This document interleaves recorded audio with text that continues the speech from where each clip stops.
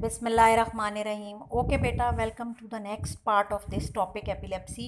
पिछले टॉपिक में तुम लोगों को याद होगा कि हमने एंटी कन्वल्जेंट्स के बारे में बात कर रहे थे, उनकी क्लासिफिकेशन डिस्कस कर रहे थे।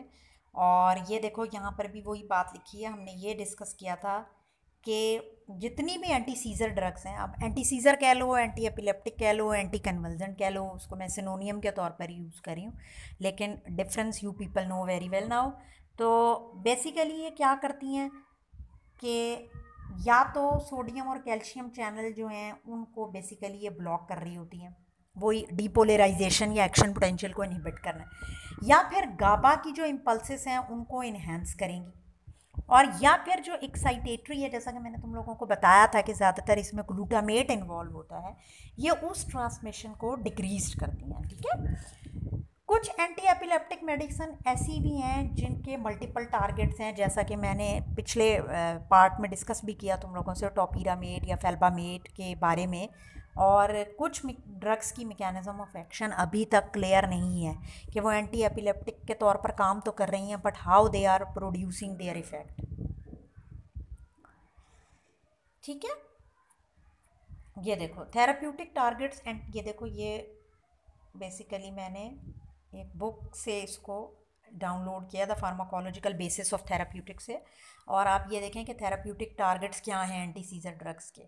या तो जो इनहिबिटरी आउटपुट्स हैं, ठीक है, मैं पेन पिक कर लेती हूँ, गाबा को, उसको ये इन्हेंस करेंगे, इंक्रीज़ कर रहे हैं। एरो का मतलब है कि उसको इंक्रीज़ करें।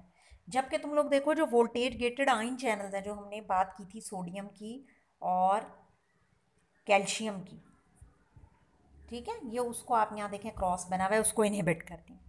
या फिर जो एक्साइटेटरी न्यूरोट्रांसमीटर है जैसा कि ग्लूटामेट है, ये देखो, उसको भी इनहिबिट कर रही होती है। ठीक है।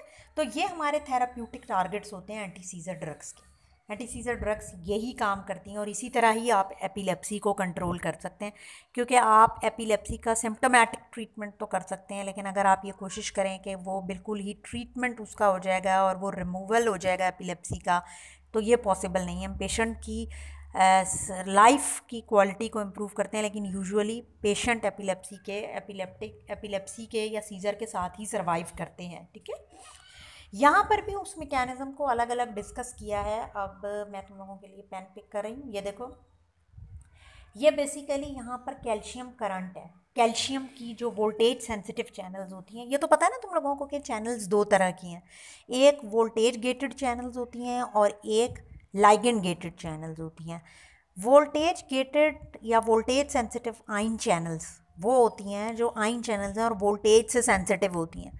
जहाँ पर भी वोल्टेज चेंज हुआ, करंट चेंज हुआ, मेम्ब्रेन आपको पता है कि चार्ज्ड है, जहाँ पर भी वो चेंज हुआ तो आपकी वो चैनल्स ओपन हो जाती हैं, जिसको हम वोल्टेज सेंसिटिव या वोल्टेज गेटेड चैनल्स कहते हैं, यानी वो चैनल्स विच आर गेटेड और which are opened by changes in the voltage.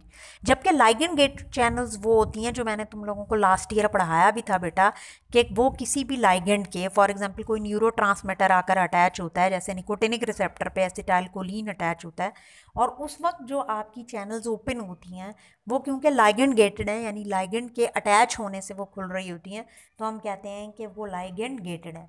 यहाँ पर ये जो मोस्टली चैनल्स हैं ये वोल्टेज सेंसिटिव हैं, लाइगेंड के नहीं हैं, क्योंकि एक्शन पोटेंशियल यूजुअली वोल्टेज के वजह से जनरेट हो रहा होता है, और इसके अंदर बहुत हाइपर सिंक्रोनाइज्ड एपिलेप्सी के अंदर या सीज़र में जनरेट हो रहा होता है।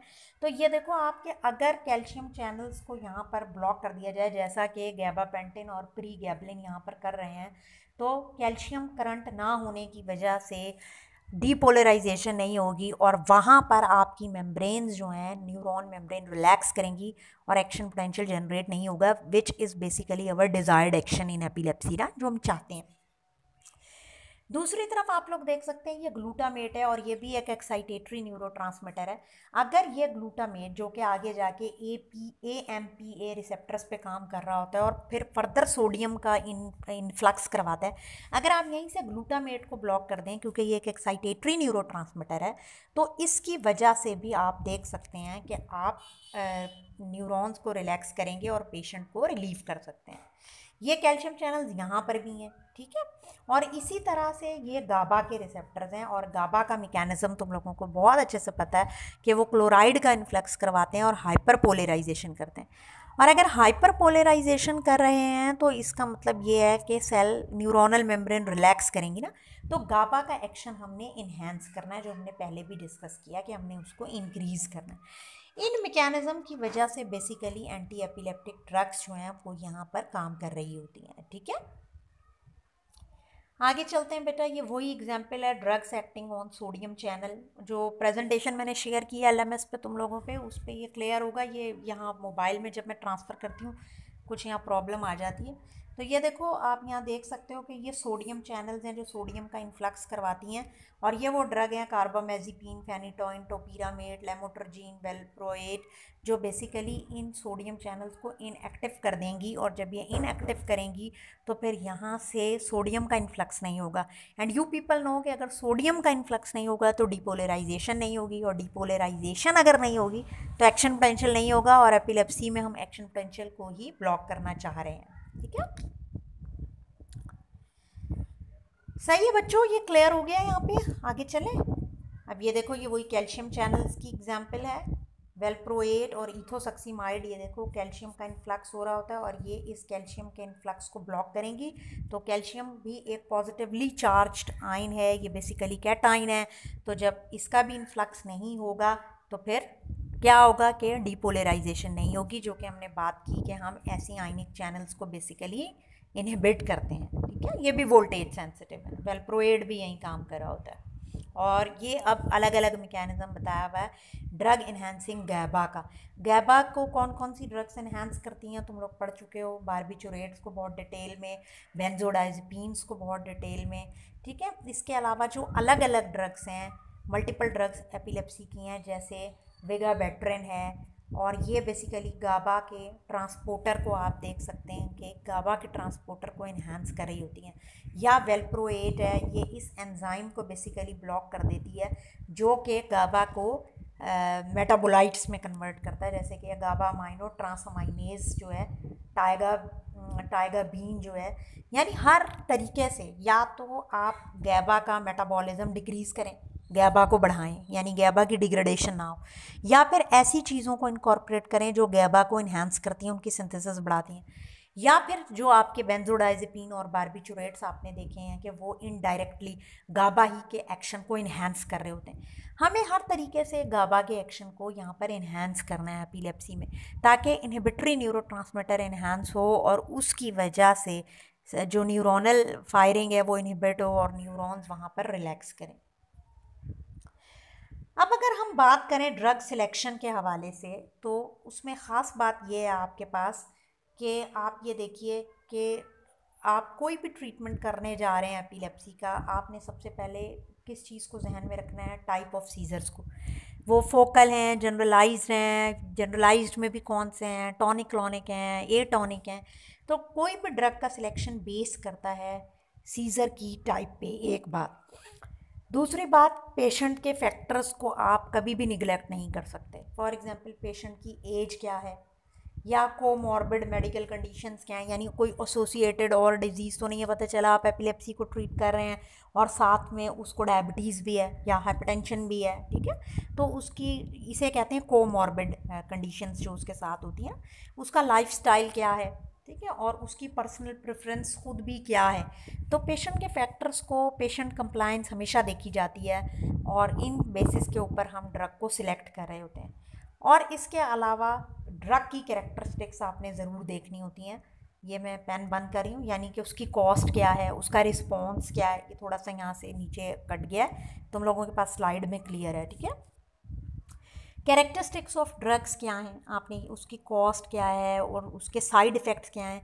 कुछ पेशेंट होते हैं जो एक पर्टिकुलर ड्रग को टॉलरेट कर लेते हैं। फॉर एग्जांपल अगर मैं फेनिटोइन की ही बात कर लूँ, कुछ पेशेंट की कंप्लायंस फेनिटोइन में अच्छी है, यानी कुछ पेशेंट को फेनिटोइन के एडवर्स इफेक्ट्स जो हैं वो बियरेबल हैं या इतने ज़्यादा नहीं आते और वो उसको अच्छा रिस्पॉन्ड करते हैं। दूसरी तरफ हो सकता है कि कोई दूसरा पेशेंट जो है वो फेनिटोइन को इतना अच्छा रिस्पॉन्ड ना करे, ठीक है। तो ये चीज़ें आपने देखनी होती हैं। या फॉर एग्जांपल अगर कोई पेशेंट प्रेग्नेंट है, कोई फीमेल पेशेंट है और वो प्रेग्नेंट है, तो फिर आपको ये देखना पड़ेगा कि वो ड्रग जो कि टेराटोजेनिक ना हो, जिसकी टॉक्सिसिटी या टेराटोजेनिसिटी सबसे कम हो, जो प्रेगनेंसी में सेफ़ हो, हम वो वाली ड्रग देंगे। ये नहीं देंगे कि जनाब इस वाले सीज़र में तो क्योंकि फेनिटोइन ही देते हैं या कार्बामेज़ेपिन ही देते हैं तो हम उठा के कार्बामेज़ेपिन ही दे देंगे। ऐसा नहीं होता। पेशेंट के फैक्टर्स को, पेशेंट की कंडीशंस को आपने लाजमी देखना होता है और उस बेसिस के ऊपर हम अपनी ड्रग का सिलेक्शन करते हैं। ठीक है। ये देखो, इसको तो मैं रीड कर रही हूँ तुम लोगों के लिए कि देखो जो न्यूली डायग्नोज पेशेंट हैं हम मोनोथेरेपी से शुरू करते हैं।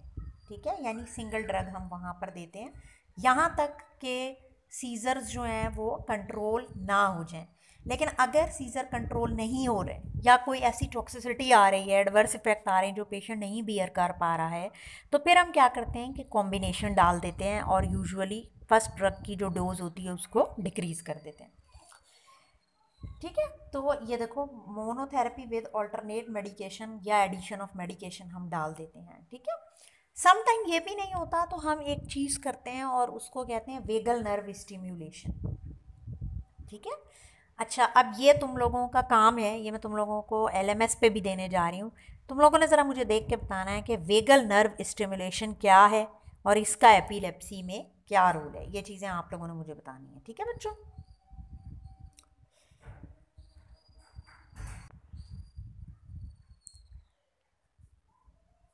ठीक हो गया।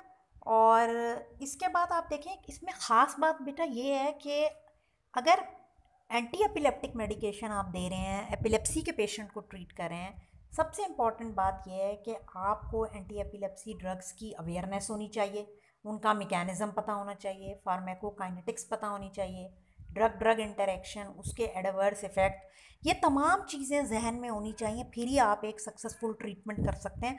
अदरवाइज़ आप एपिलेप्सी के पेशेंट का सक्सेसफुल ट्रीटमेंट नहीं कर सकते। ठीक है। अच्छा, ये देखो, ये कैटजंग से उठाई है मैंने, जो बोर्ड रिव्यू वाली बुक है ना, उसके अंदर ये अब एंटी सीज़र ड्रग्स को क्लासिफाई किया गया on the basis of seizures. इससे पहले जो हमने डिस्कस किया वो हमने मैकेनिज़्म की बेस के ऊपर किया था। ठीक है। ये देखो, ये वाला मैं दिखा भी देती हूँ आप लोगों को। ये जो हमने यहाँ क्लासिफिकेशन डिस्कस की थी, ये वाली, ये हम मैकेनिज़्म की बेस पर बात कर रहे हैं कि कौन सी सोडियम, कैल्शियम या गाबा के थ्रू काम करें। अब ये वाली जो मैकेनिज़्म यहाँ पर मेंशन की भी है, ये मैकेनिज़्म नहीं है, बल्कि यहाँ पर हमने ड्रग्स को क्लासिफाई किया on the basis of their seizures. ठीक है। यानी अगर टॉनिक क्लॉनिक सीज़र्स हैं तो कौन सी ड्रग्स हैं, एब्सेंस में क्या है, मायोक्लॉनिक में क्या है, बैकअप या एडजंक्ट के तौर पर आप कौन सी ड्रग दे रहे होते हैं। तो इन चीज़ों को यहाँ पर आपने जहन में रखना है। और ये देखो, ये एक मैनेजमेंट का चार्ट है। इसके अंदर ये मेंशन किया हुआ है कि सीज़र टाइप कौन से हैं, सिंपल हैं, पार्शियल हैं, प्राइमरी, जनरलाइज, टॉनिक क्लॉनिक, जो भी हैं उनकी फ़र्स्ट चॉइस क्या है। ठीक है। और इसके अलावा सेकंड चॉइस क्या है, थर्ड चॉइस क्या है और फोर्थ चॉइस क्या है। आप इन ड्रग्स को देख सकते हैं और इस टेबल को तुम लोग अच्छे से पढ़ना। उसके बाद फिर मैं ये तुम लोगों से नेक्स्ट क्लास में डिस्कस करूँगी। रिमेनिंग पार्ट जो है वो हम इंशाल्लाह अपने नेक्स्ट पार्ट में डिस्कस करेंगे। तब तक बेटा आप ये सारे पॉइंट्स अपने पास लिख लो। जो चीज़ें लिख लोगे वो आपके माइंड में एक तरह से फीड हो जाती हैं। उनको लिख के अच्छे से पढ़ लीजिए और कैटजन को फॉलो कर लो। लिपिनकॉर्ड भी पढ़ सकते हो। और इसके अलावा अगर कोई क्वेश्चन हो तो वो रेडी कर लेना, वो हम अपना इंटरेक्टिव सेशन में डिस्कस कर लेंगे। Okay, till then take care बेटा। और बाकी का हम अपने नेक्स्ट उसमें कंटिन्यू करेंगे। ओके बेटा, टेक केयर। अल्लाह हाफिज़।